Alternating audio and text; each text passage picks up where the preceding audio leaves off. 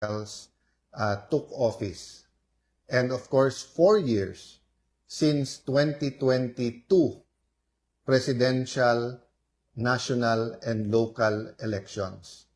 So 1 month from now, magkakaroon po tayo, less than 1 month from now, yung constitutionally mandated na State of the Nation. So, ngayong tanghali, allow me to speak about what I think, what many people think, kung ano po ang nasa puso at isipan ng marami nating mga kababayan, kung ano ang State of the Nation ngayon. Bakit? What's the purpose? Alam nyo po, ang government official, pag gumawa ng isang pagkilos or gumawa ng isang action, meron pong corresponding reaction yan. Yan po ay isang principle. For every action, there is a reaction. Diba? So kung sinabi ko yung piso ay gagamitin sa pabahay, or yung piso ay gagamitin sa ayuda, or yung piso ay gagamitin para sa flood control, may reaction po yan.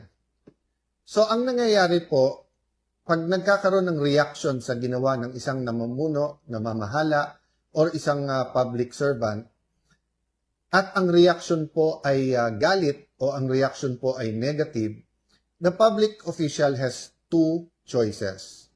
One is to double down. Diba?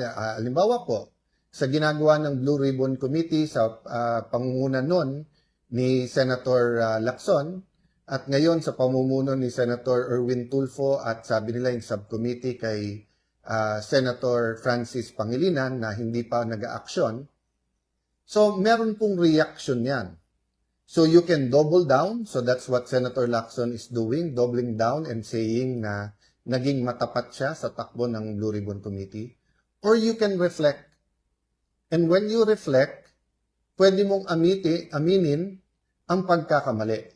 Tandaan po natin, pagka inamin natin ay may pagkakamali, it could be a partial mistake, it could be a crucial mistake, everything can be a mistake, but the point is, it is part of leadership to tell the people pag may mali at itama ito. Kasi kung pagpipilitan natin na ang mali ay tama, lalo pong lalaki ang problema. What is the biblical principle involved here? The biblical principle involved here is kung anong ating itatanim, yan din po ang ating aanihin. I can also say that the biblical principle here is about truth, katotohanan, na the truth shall set you free. Alam naman po natin sa Bible ang context po nun, ang katotohanan ng Panginoon na Jesucristo at yung freedom from sin. Having said that, many biblical principles, or all biblical principles, are applicable kahit tanggalin nyo po yung spiritual or religion. Diba? Katulad nung kung anong ating itatanim, yan ang ating aanihin. Magtanim ka ng saging, ang magiging puno at bunga niyan ay saging. Magtanim ka ng santol, ang magiging punot prutas niyan ay santol. So, let's put everything into context first, no? First, meron po tayong announcement from the Ombudsman. Nakakasuhan ng plunder si Senator Marcoleta. Ano po yung context at background niyan? Noong 2025 SONA, sinabi ng Pangulo, mahiya naman kayo, exposing then what seemed to be anomalies and corruption sa flood control and sa infra. This was not new. Many senators in the 2023 to 24 budget, yung inyong lingkod po sa 2022 pa lang, discussion of the 2023 budget, tinanong na po natin bakit 1/3 bigla ng budget ay flood control at bakit 1/3 ay maintenance. So ang ating iniimbestigahan pa lang po mga kababayan, flood control pa lang ha. Sa maintenance, napakarami pa ho dyan and 1/3 ulit ng budget yan. So kung trillion na po sa pinagsama after 3 to 4 years ang budget sa flood control, ang budget din po sa maintenance ay 3 to 4 years ay 1 trillion na rin. At isang departamento pa lang yan. hindi pa natin pinag-uusapan ang BIR, customs, bago pong pamamahala nila. So I'm referring to before 2025. Ganon din po sa iba pa hong ahensya, sa DA, sa DOH po, no? Wag na po yung corruption na nababalita, yun na lang pong hindi makadeliver ng mga bakuna at mga gamot na dapat bilhin at panay excuses ang ating inaabot. So, kasabay po ng ating State of the Nation, ngayon 2026 is the 40th anniversary of the EDSA Revolution. So, you cannot help it, but people like me, ako personally, I was at EDSA. My father was one of the first, di ba, dun sa assemblyman, kasama po si dating assemblyman, naging Congressman Goles, na nasa EDSA. And some were in the Marcos side, some were in the Cory Aquino side. But the point is, 40 years later, that's one generation. Biblically, that's one cycle, 40 years. Ano nangyari dyan sa generation na yan? Sa Monday po, July 6, mag-uumpisa ang impeachment trial. That's an issue by itself, whether it will be impartial, may ginagawa ba ang administrasyon na to, may kilalaman ba nito? Ang May 11 at May 13 na kaganapan sa Senado, May 11, pag-deploy ng mga NBI para hindi po makaboto si Senator Bato. May 13, yung mga armado, naka-full battle gear na mga taga-NBI na pumasok sa Senado, hindi lang sa GSIS. Patuloy din po ang conflict sa Middle East. Sabi may deal na, tapos wala. Kahapon may deal na ulit. At of course, we're all praying na magkaroon ng tunay na kapayapaan, tunay na peace, na magkaroon ng agreement. But habang bumabalik-balik ang sitwasyon, patuloy pa rin ho ang taas ng presyo ng gasolina, patuloy pa rin po ang disruption, hindi lang po sa natural gas, hindi lang sa oil and gas, pero pati ho, for example, sa fertilizer. Dahil nga po, yung byproduct ng natural gas, yung urea, ay siyang pangunahing ingredient o yung ginagawang fertilizers. Today, nag-file din po ang ating mga abogado ng isang manifestation sa Supreme Court na nire-reiterate po ang final natin na hinihingi na magdesisyon ang Supreme Court sa ginawang alleged rump session ng 12 mga kasama natin sa Senado noong June 3. Maraming implikasyon to. Isang implikasyon po nito, yung Blue Ribbon hearing na ginawa ng susunod na araw na sinasabi po ni Senator Lacson, ni Senator Erwin Tulfo, ng administrasyon na yun po ay hindi tunay na Blue Ribbon hearing. So yung pag-file po natin sa Supreme Court ay pagsasabi that this is not about the Senate presidency. This is about constitutional order. It is about the numbers, but it is about the moral boundaries and the law. That is, for example, emphasized in ano ba ang majority of all members. May kaugnayan po to sa impeachment kasi narinig na natin, sabi nung iba, ay pag 23 lang sila o 22 lang, de baka hindi 16 ang kailangan para mag-convict.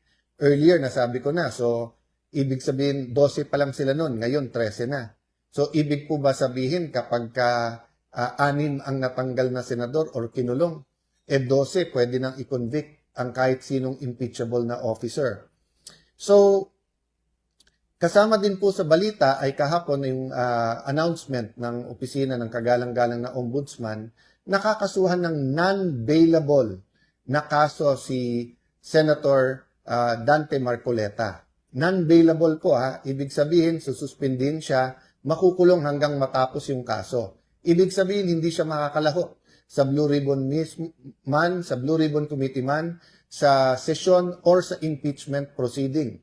So that's the importance of our petition in the Supreme Court. I will talk more of that in the coming days, but I think more urgent is that we talk about the protest yesterday and the ongoing protest ngayon sa EDSA. Unang-una, ano ba pinaglalaban natin?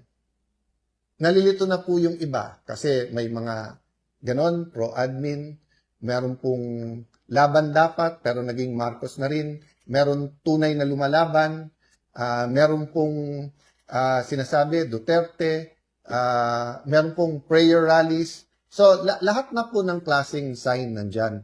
But siguro po, kailangan natin ng isang pagkakaisahan natin. And let me propose this, na lahat po tayo, ito ang ating ipaglaban.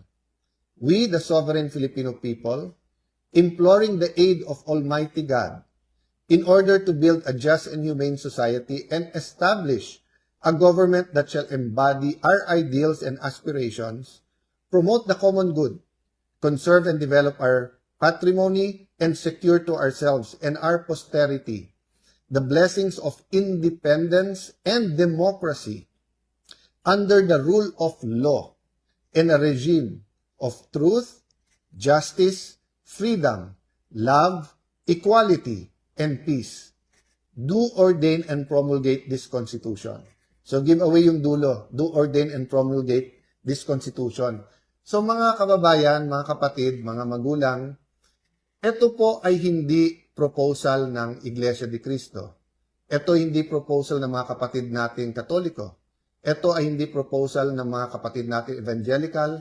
Hindi lang ito proposal ng mga kapatid nating Muslim. Hindi ito proposal lang ng Ilocano, ng Bisaya, ng Waray-Waray, ng Kapampangan, ng Bicolano. Hindi po.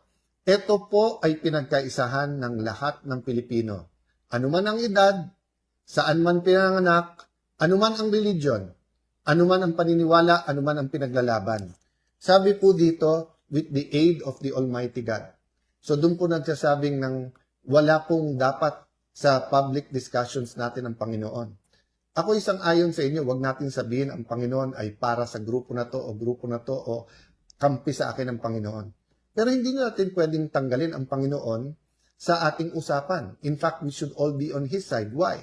Because without moral foundations, without a moral compass, so pinag-uusapan po natin dito ang Panginoon, but also yung pagtuturo. Siguro naman po, pagka tinignan natin ang pagtuturo ng Katoliko, ng Iglesia ni Cristo, ng Islam, tignan po natin ang Evangelical Christians, may nagsasabi po doon lahat bawal magnakaw. Nagsasabi po doon lahat na bawal pumatay. So cheating, stealing, and lying is a universal principle that we find. At kaya nga mayroon nakalagay dito po na independence and democracy under the rule of law, regime of truth. So let me simplify. Sa lahat ng para sa katotohanan, magkakampi dapat tayo. Ang dapat po lumabas ang buong katotohanan. So nung sinabi ng Pangulo, mahiya naman kayo, ibig sabihin po lahat ng guilty. At lahat po ng hindi guilty pero walang ginawa. So kami, lahat sa Senado, kung alam namin may nangyayari at nagkulang kami, dapat mahiya.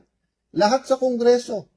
Si Senator Erwin Tulfo mismo nagsabi, nung congressman siya, umiikot-ikot siya at alam na may bentahan ng mga kontrata. Siya mismo nagsabi na tumatambay siya sa opisina ni Zaldico. O si Senator Lacson, buong buhay, nilalaban niya against pork barrel, pinaglalaban niya against corruption. We honor that. Kaming lahat po na nagbigay ng warning, bakit ganyan na ang budget ng DPWH, pero nagkulang po kami. So ang question, since SONA last year until now, anong ba nangyari? Ang problema po, imbis na ipaglaban ang batas, imbis na po na hanapin ang hustisya, imbis na ipaglaban ang katotohanan, binaluktot ang batas. Bend the law. So makikita po natin, yung Blue Ribbon Committee, maganda umpisa sa ilalim ni Senator Marcoleta. Hindi po perpekto, wala pong perpekto. Tandaan po natin mga kababayan kay Senator Lacson mismo or kay Senator Marcoleta po mismo, pag nagsimula ka mag-imbestiga, daan bilyon, trilyon piso ang umiikot sa mga bulsa na kumita na dito. So sabihin nyo po, sa 2 taon, 700 billion pesos. Sa 10%, 70 billion pesos yun. Sa 20%, 140 billion. Doon pa lang. Marami pang ibang pagkukunan ng pera. So, gumagalaw po yung pera. Yung mga kumita na yan, ayaw nila na lumabas yung katotohanan.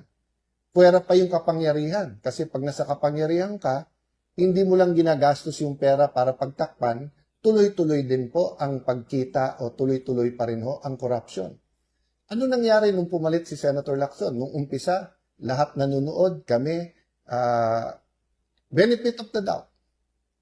Nung una, medyo nalihis lang, napunta sa Senado. Sige po, kasi dapat wala tayong sinasanto. Pero pakonti-konti po, naging malinaw. Na kung titignan mo po, yung dating malinaw kay Senator Marcoleta, naging malabo. Ano po yung ibig ko sabihin maging malabo? Nakita na ang Malacanang, nakita na si Senator Lacson, nakita na dun sa DOJ pa ata, tapos naging ombudsman kay kagalang-galang Boying Remulla, para bang may konting, nung umpisa parang konti Ngayon malinaw na may coordination. Pag sinabi ni Senator Lacson, dito dapat papunta, biglang nandyan na po yung kung sino man prosecutor or USEC o sa DOJ. Imbis na i-testing mo yung witness, itago yung affidavit at i-testing kung siya talaga sumulat nun, gusto basahin yung affidavit lang. At pagkatapos dadalhin sa DOJ. Ang dami ko pong detalye na pwedeng sabihin at sa tamang panahon. What's the main point? The main point is, the Office of the Ombudsman, and don't get me wrong, I am one of those who watched the career of Ombudsman Boying Remulla. And like any other Philippine politician, he has done great things, and there are some things I disagree with. And when he said, wala tayong sasantuhin dito, that was scary for many, but it has to be done. Pero ano nga po ang nangyari sa pamamahala ni Senator Lacson? Si Senator Lacson na nagsabi, dito ang direksyon, eto sasabihin. Nung may nabanggit ng mga pangalan, siya na magsasabi, eto sinabi ni Yusek Bernardo, meron delivery pero hindi sa Malacayan, sa ganito. Di ba? So, naging kasangkapan ang Blue Ribbon Committee para baluktutin ang batas, imbis na para ito'y gamitin para lumabas ang katotohanan. That's why nung May 11, nagkapag-asa, hindi dahil sa akin, hindi dahil ako'y naging Senate President, kung hindi dahil yung bagong majority na galing sa minority ay nagsabing tatlo ang ating priority. An impartial impeachment, lumabas ang buong katotohanan sa flood control, at i-address ang problema ng ekonomiya. And I am concerned that it is not only the truth regarding corruption, regarding the flood control scam, regarding many other scams that is being withheld from us.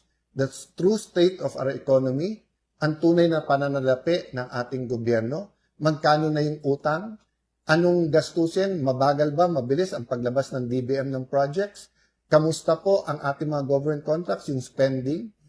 Maraming businessman ang nagsasabi, 20-30% na ang baba ng kanilang sales or ng income or ng tama sa kanilang negosyo. Maraming negosyante nagsasabi na even when the US announced na magkakasundo na sila ng Iran at ng Israel, ay lalong hihirap at the end of the year. So there is a lack of honesty. But it is more than a lack of honesty. There is cheating, stealing, lying. So today, the government is facing protest. And they can do two things. Double down. Kami tama, ikulong na lang kayong lahat ng makukulit. Tandaan nyo po, hindi ordinaryong kaso to. Hindi na to yung mga cyber libel na makikita nung una. Sabi ko, ba't yung NBI ngayon?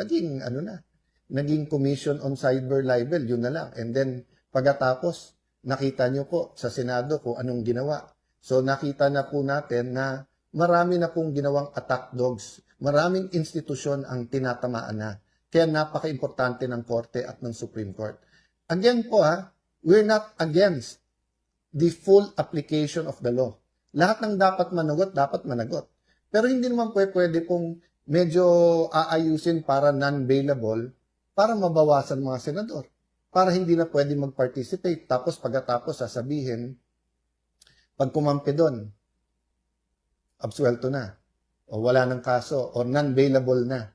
Pag dito, hindi. O, hintayin natin si Jinggoy Estrada kasi siya nagsabing may ebidensya siya at hiningi niya na sa tamang panahon siya maglalabas. Pero let's assume good faith. Let's say tama si Ombudsman Boying na walang deal. Sige, hintayin natin. But the point is, bakit po sinasabi ng Ombudsman meron mastermind? Pero bakit nahuhuli? Di ba kung may mastermind, dapat inilabas na kung paano siya naging mastermind tapos kinasuhan. Pero bakit po sinasabi ni Senator Lacson, walang mastermind? Napakagaling naman po kung ganong kalaking anomalya, ganyang kalaking corruption, tapos walang mastermind.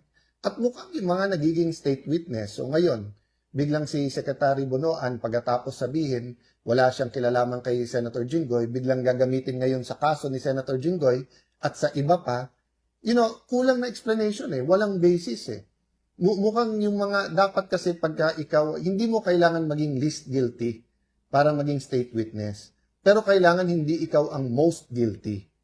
So that is why we wanted another Blue Ribbon Committee hearing. Hindi lang to para sa ex-Marines o dun sa mga bagong witnesses. Ito ay para sa mga napakaraming government officials na binanggit pero hindi na pinatawag. Tapos ang nag-testify na para sa kanila si Senator Lacson na. Tapos sasabihin ni Senator Lacson para sa 2028 to. Sino ba po sa amin, sa grupo namin ang nag-iisip ng 2028? Samantalang sa grupo ng majority ngayon, alam naman natin, nag-uunahan, nilo-launch na nga ang pagtatakbo. Sayang, Senator Lacson. Kasi alam mo, kung yan ay pinagpatuloy mo, sana yung lifelong struggle mo against corruption tumatak sa'yo. Who knows? Baka ikaw pa naging choice for president sa susunod. Pero hindi, sinira nyo Sinira mo. Ang ginawa, you bent the law. Diba? May agenda. And who are you protecting? What are you, why? Why? After years, diba? So, ito po ang problema.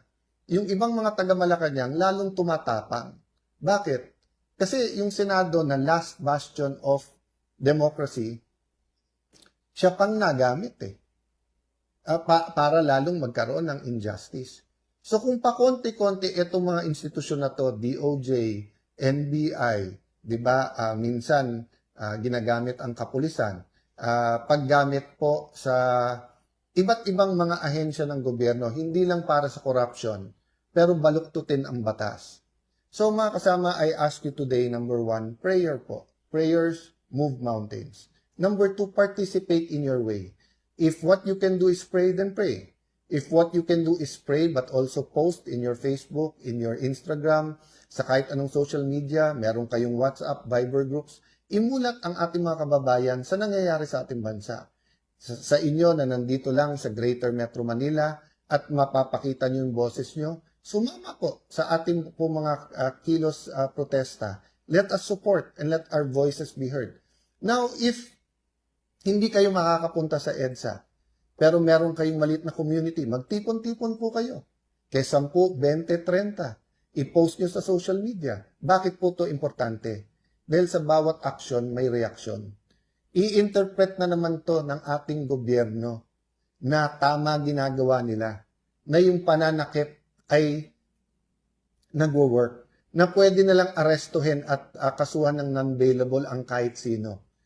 Pakonti ng pakonti po ang inyong mga lingkod sa Senado dahil sa ginagawa nila. So, nung nakulong nila at kulang yung protesta kay Jinggoy Estrada, na-predict nila yon, natakot yung iba natin mga kasama. So, ngayon, sinusubukan naman nila kay Senator Marcoleta. Sana po hindi tayo pumayag kasi mali talaga. Mali talaga po, kahit anong tingin nyo. Sabi nung iba, ipaubayan nyo sa korte. Alam nyo po, pagka yung batas ay binabaluktot na at ginagamit na ang ating legal system, hihina yung ating mga institusyon. Again, 40 years after EDSA. That's what happened during martial law. At the start, sabi nila, may disiplina. At the start, na-address ang mga problema sa ating bansa, na check ang ating mga oligarchs, nabigyan ng check ang armed struggle. Pero tignan nyo po anong nangyari later on. Nagkaroon ng cronies. Nagkaroon ng maraming exemption. Pag mayaman, walang batas. Pag mahirap, kailangan sumunod sa batas. Kaliwat kanan ang human rights violation at pagkukulong. At tapos nangyari, lalong lumaki ang armed struggle. Because pag nagkaroon ng injustice, iba-iba tayo ng takbuhan. Some run to prayer, some run to religion, Some run to armed struggle.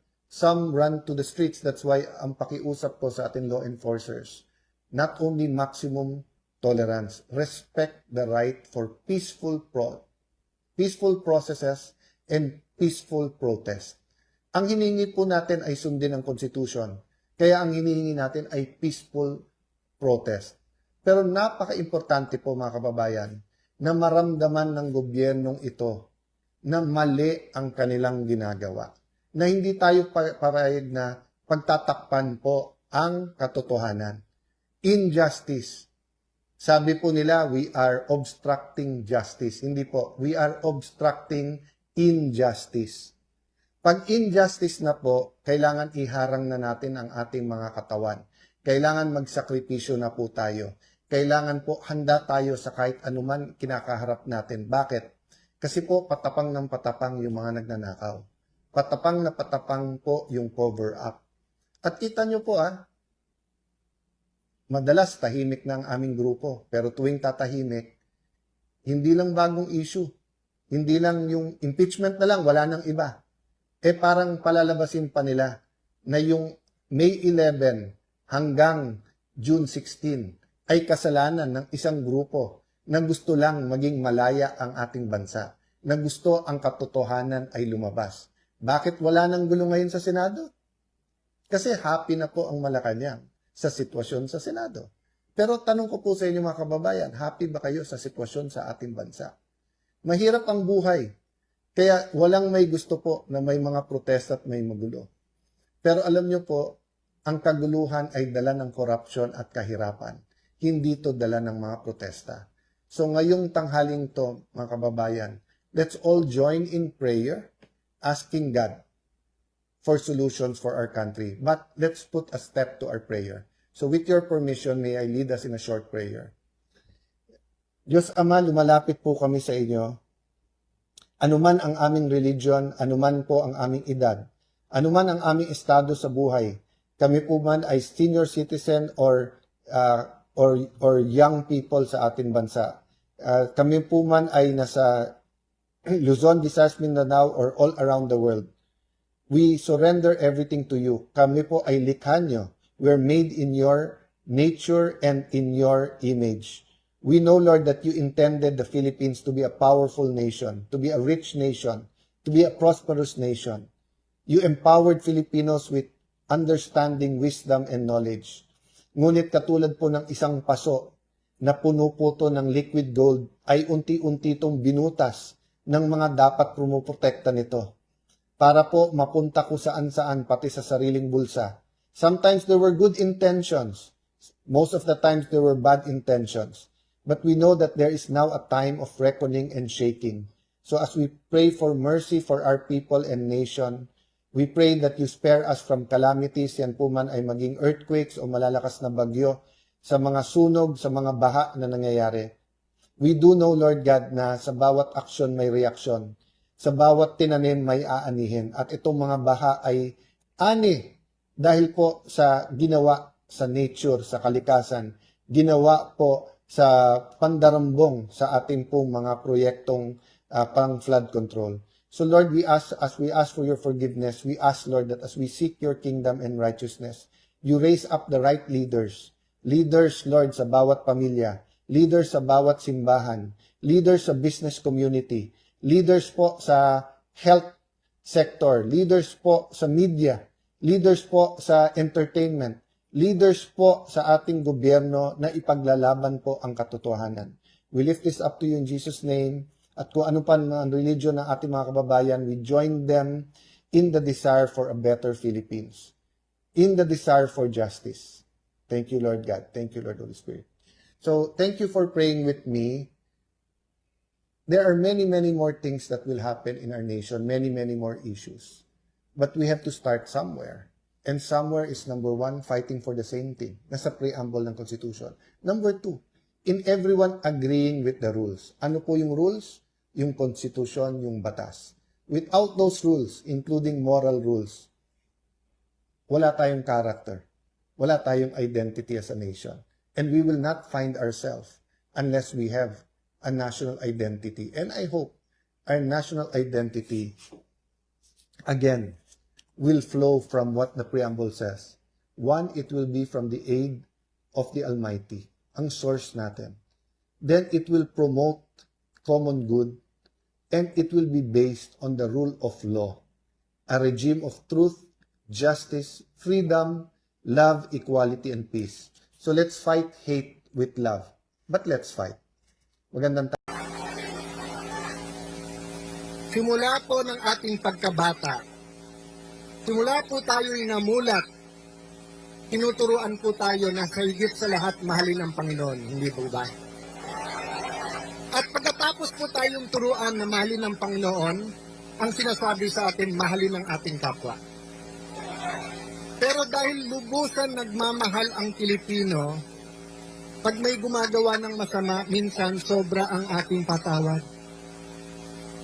Minsan, paulit-ulit na ang pagnanakaw, okay din na. Sobra na po ang ginagawa, tiisin na lang natin. Ako'y naniniwala po na kailangan hate is challenged with love. Make no mistake po, tayo lahat naniniwala, una ang Panginoon, mahalin ang kapwa, magalit tayo sa kasalanan, hate the sin, not the sinner. Ako'y naniniwala, we fight hate with love. Pero ako'y naniniwala, ang Diyos natin ay Diyos ng hustisya. Hindi po ba, mga kababayan? Nung SONA, halos 1 taon na nakalipas, malapit na po, ilang linggo na lang po SONA. Ang sabi po ng ating mahal na Pangulo ay, mahiya naman kayo.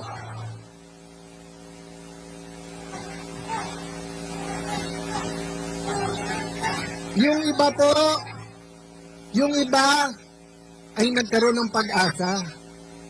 Hoy, finally, after 3 years, yung bali-balita sa kalye na 20% na, 25% na, 30% na, 40% na ninanakaw, umabot na rin hanggang Malacanang ang balita.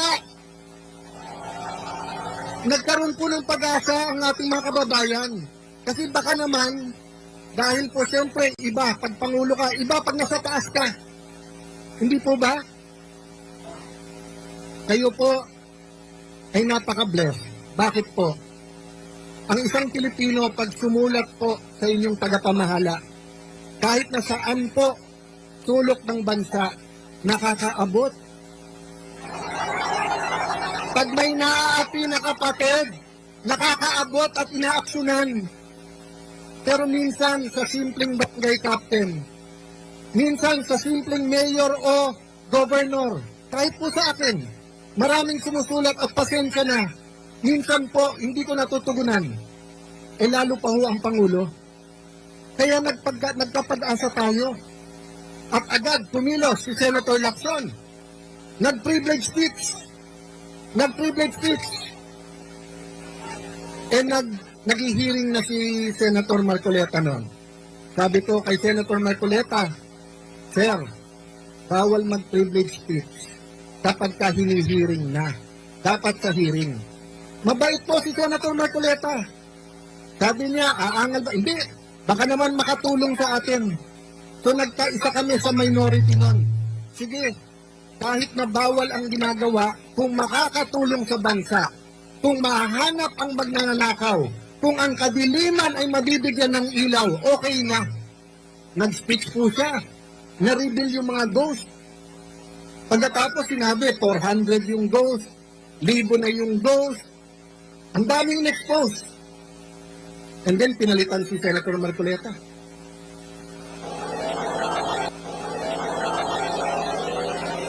Nung pinalitan si Senator Marcoleta, ang mastermind ay senador na lang. Nawala na po lahat ng iba. Nawala na sa departamento, nawala yung secretaries, nawala yung congressman, nawala po yung napakalaking tao na kung siya po ay nagpagalaw nitong lahat.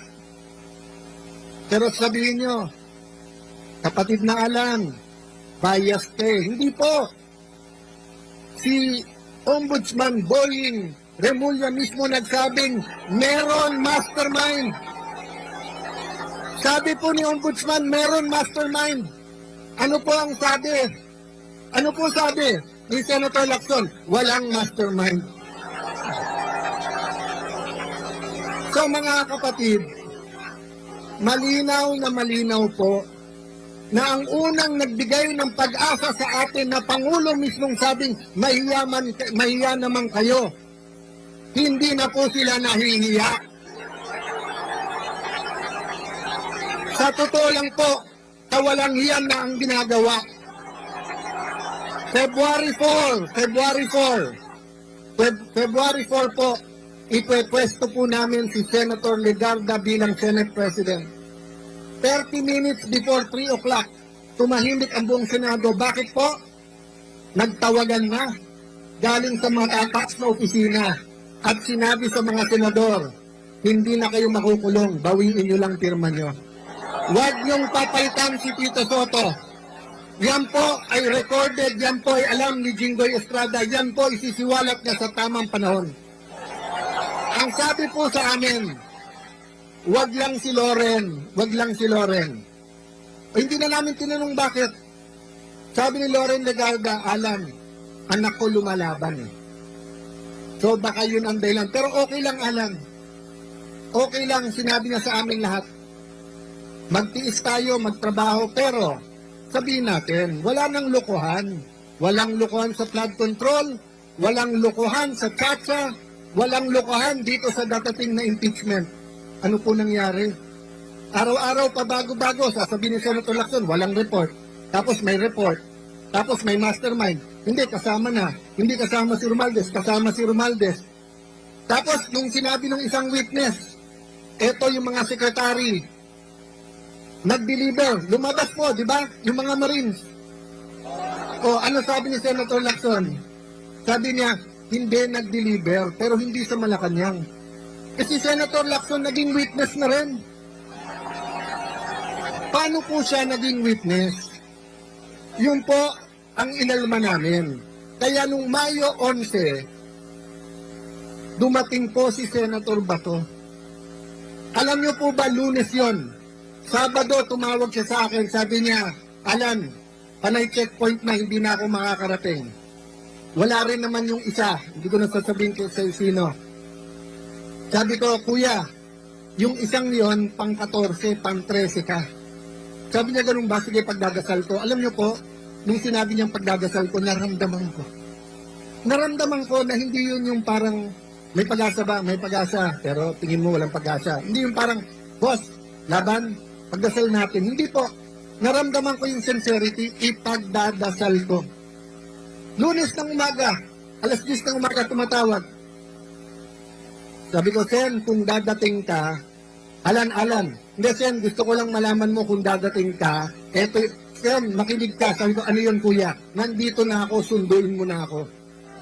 So, napagdasal niya at alam niya tamang gagawin. Akalain po ba namin? Puno na ng NBI ang Senado. Mahigit 20 operatives na sa loob na po ng Senado nakakalat na. Mismong pong si President Cory Aquino nung nagkaroon ng kudeta. Mismong Senate President niya na si Senate President Salonga, hindi pinayagan na kunin si Senator Enrile, former Senate President Enrile sa loob. Pinayagan mag-privilege speech muna tapos nag-surrender. Kahit na naniniwala sa panahon na yon na walang kasong rebellion complex with murder. Ngayon naman po may bagong kaso, plunder complex with campaign donation.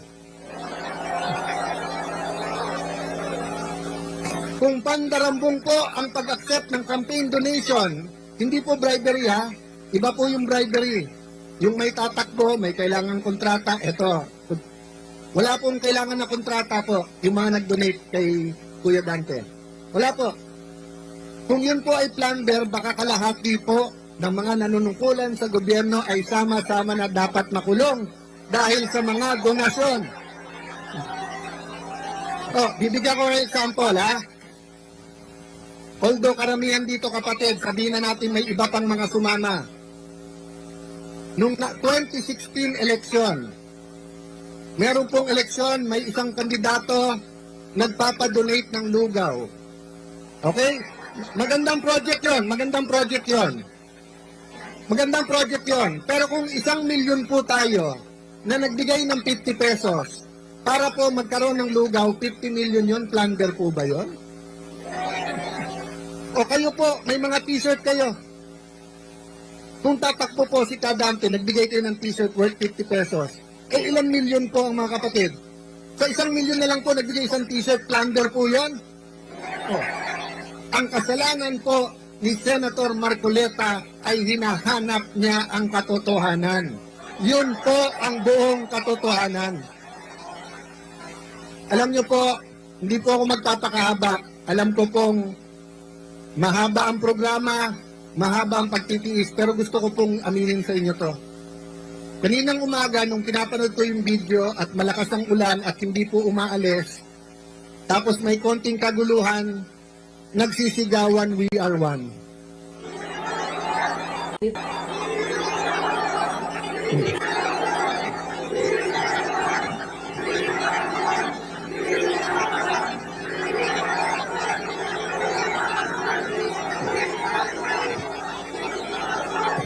Aaminin ko po sa inyo, naiiyak po ako habang pinapanood ko yung video. Alam niyo po bakit ako naiiyak? 15 anyos po nandito ako sa EDSA. Maka-Marcos po ako eh. Nung bata po ako. Assemblyman po ang tatay ko, 4 lang silang nanalo sa Metro Manila. Nung grade 5, grade 6 kami po, 3 lang ang suntukan. Pareho kayo ng crush, Crispa Toyota o Marcos Aquino. Yun lang po, yung suntukan sa amin. Linggo-linggo, yun lang 3 ang pinagkakasuntukan. Inuunahan mo ako sa crush ko, mas pogi ka, ako, Crispa ako, Toyota yung mga kaklase ko, o kaya, wala pang Ginebra nun, Toyota pa nun, o kaya, Aquino o Marcos. Pero dumating po ang panahon na kailangan sabihin, tama na. Tama na. Tama na. Tama na. Diba?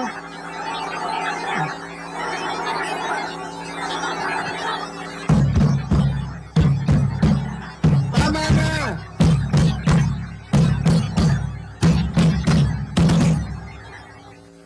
Noong 2023, halos 1 trilyong piso ang DPWH.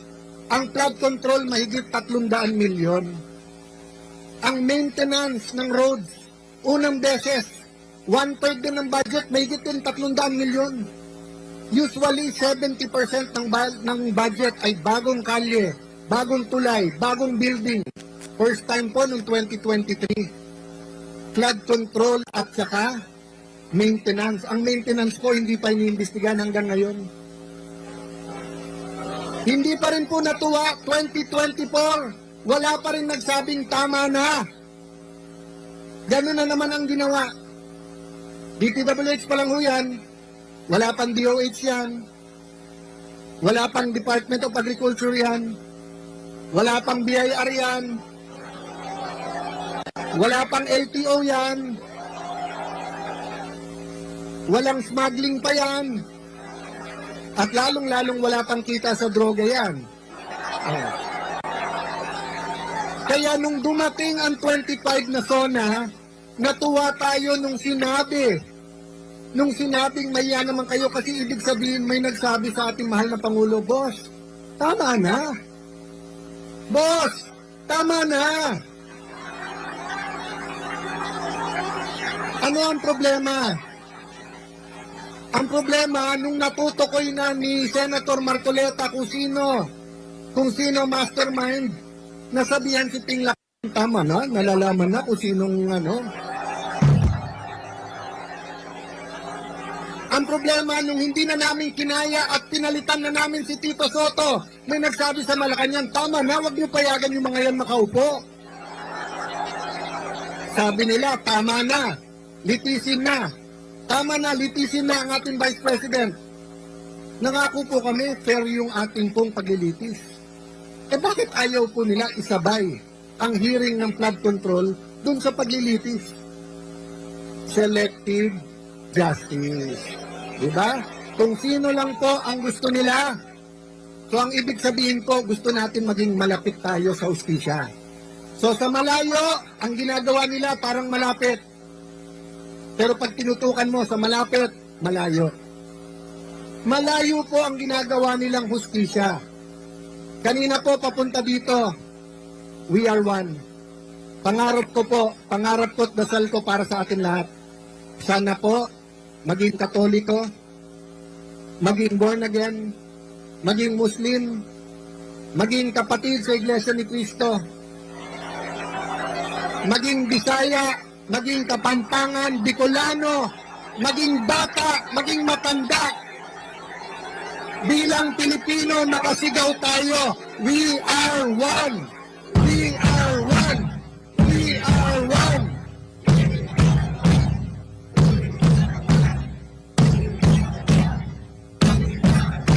Baka pumayag po kayo na makulong si Senator Marcoleta na hindi naririnig ng bansa na karamihan kung hindi tayo lahat ay sumisigaw ng we are one. Okay lang po. Pagkatapos po ni Senator Marcoleta, isa-isay na po kami. Kasi ngayon,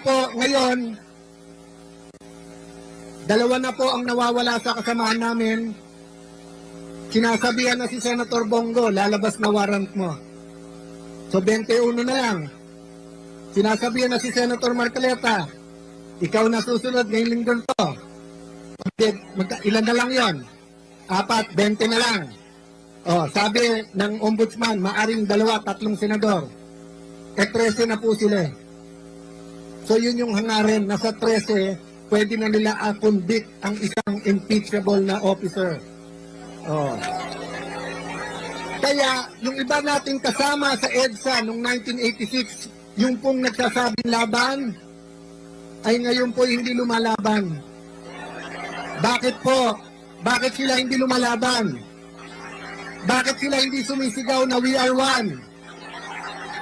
Dahil gusto nila pag na-impeach ang Vice President, sila ma-appoint at sila naman ang maging presidente. Dahil, bakit naman papayag ang Pangulo na ganun magiging presidente? Kasi ang sabi naman ng Malacanang, sige, mag-agawan na kayo. Wala namang eleksyon eh. Magsatsatsa naman tayo. So, lahat po to ay sa pangalan lamang ng simpleng gawain. Ang gawain ng flood control. Kung wala naman pong flood control, normal po ang ating politika. Normal po, pwede natin sabihin we are one, pero ikaw dilaw, eto puti, eto itim, eto rainbow.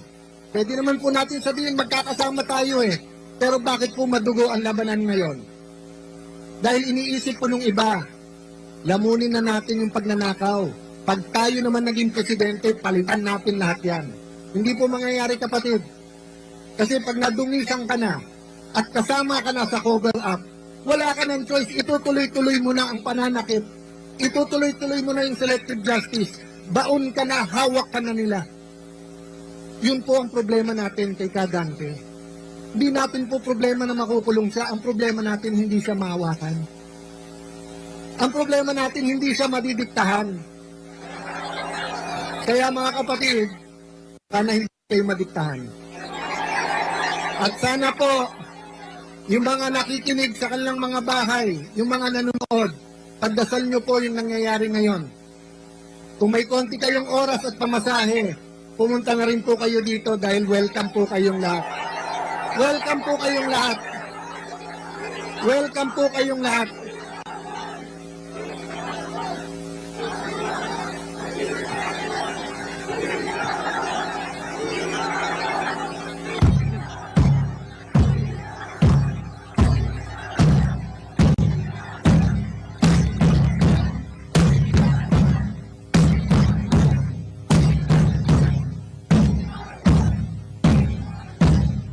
Yung mga nabasa kanina, yung mga papawisan, pag uwi nyo yung t-shirt na to, lalaban nyo, di ba? You will wash it. Pero tingnan yung t-shirt.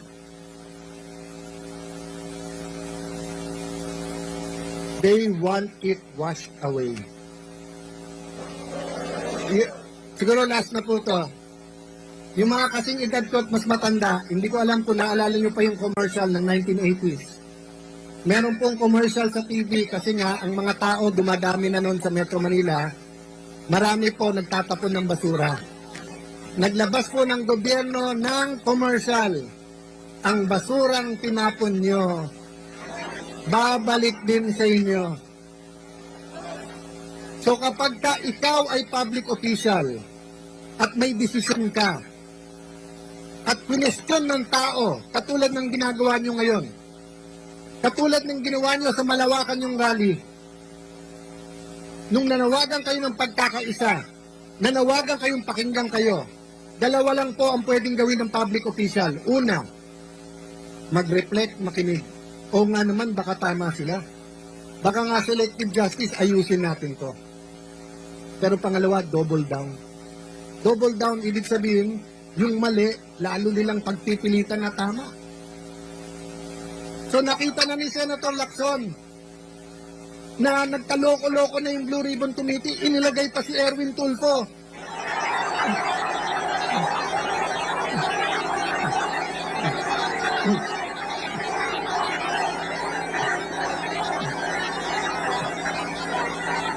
Tapos sabi ni Erwin Tulfo, nung siya po ay pinagbintangan ng 18 ex-Marines, huwag kayong mag-alala mga kababayan. Hindi po ako, si Senator Pangilinan ang maghihiring. Pagkatapos, naging 13 na sila. Ano po ang sabi ni Senator Erwin? Ang buhay ba natin ay iikot na lang sa flood control?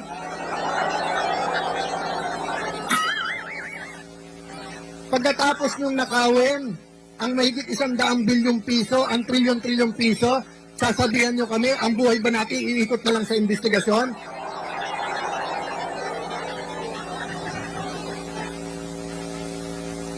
Pero hindi pa ako natuwa dun eh. Huwag na tayo mag-imbestiga.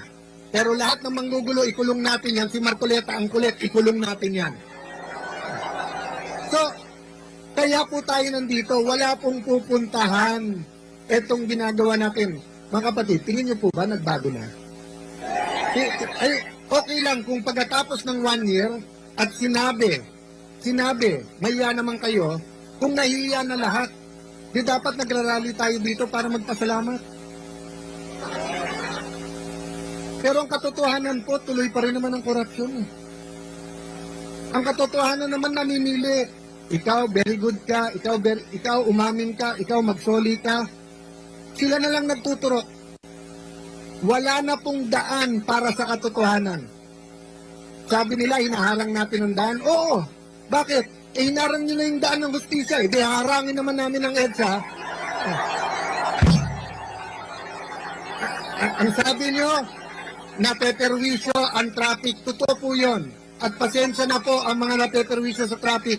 Pero yung gutom araw-araw, dahil ninakaw ng gobyerno ang pera, hindi ba kayo napeperwisyo? Yung nawawalan ng trabaho, hindi ba kayo napeperwisyo? Huwag nyo po kaming, iwanan ko po sa inyo mga kapatid, huwag nyo po kaming alalahanin. Si Jinggoy Estrada, si Senator Bato, si Senator Legarda na hindi nakaupong unang Senate President na babae, si Senator Amy Marcos na kung saan dapat na-enjoy niya ang pagbabalik ng Marcos sa Malacanang pero pinili ni Amy lumaban kasama natin. Si Senator Pia na ang kanyang pinaglalaban, pamilya, anak, kababaihan. Pero isipin niyo po, kung hindi pa niya sinundo yung 18 Marines, hindi pa papasukin sa Senado. Si Senator Padilla, na nilalait nila, kulang daw sa kaalaman. Pero siya po, malinis ang puso at nung sinabi nandyan ang Marines, kahit po sino humarang, hindi pwede papapasukin namin. So huwag niyo po kaming alalahanin, desidido po kami lumaban. Alalahanin niyo po inyong mga anak. Kasi kung ano tinanim natin ng 1986, kung ano tinanim natin ng 1992, kung ano tinanim natin ng 1998, EDSA 1, EDSA 2, EDSA 3 ba, naalala niyo pa? Oh. Kung ano tinanim po natin, yan ang ating anihin. So mga kapatid, yung inyong paninindigan today, peaceful rally ha, peaceful rally po. Kanina, pagkatapos sigaw yun yung BR1, sumisigaw po din. Walang manggugulo, maayos lahat, di ba? Ang mga polis, mahal natin sila, ginagawa nila trabaho, pero sabi sa konstitusyon, ang pinakamataas, hindi presidente, ang pinakamataas sa isang demokrasi ay ang taong bayan. Sabi ng iba, huwag niyo idamay ang Diyos. Hindi po nakalagay sa konstitusyon with the aid of the Almighty. Sabi po sa konstitusyon, tayo'y maka-Diyos. So mga kapatid, tuwing sisigaw kayo ng We Are One, sana maalala ng bawat Pilipino, anuman ang ating edad, anuman ang ating kakayanan, anuman ang ating trabaho, anuman ang ating sport, anuman ang ating kapansanan, anuman ang ating religion, sana dumating ang araw na lahat ng Pilipino ay pwedeng sumigaw ng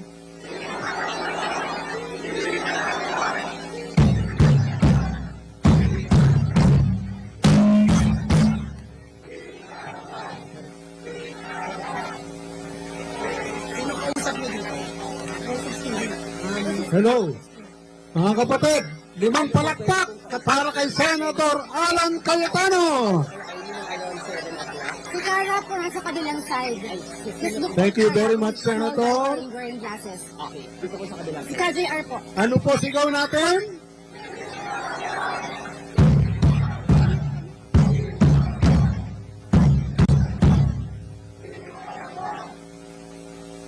Okay.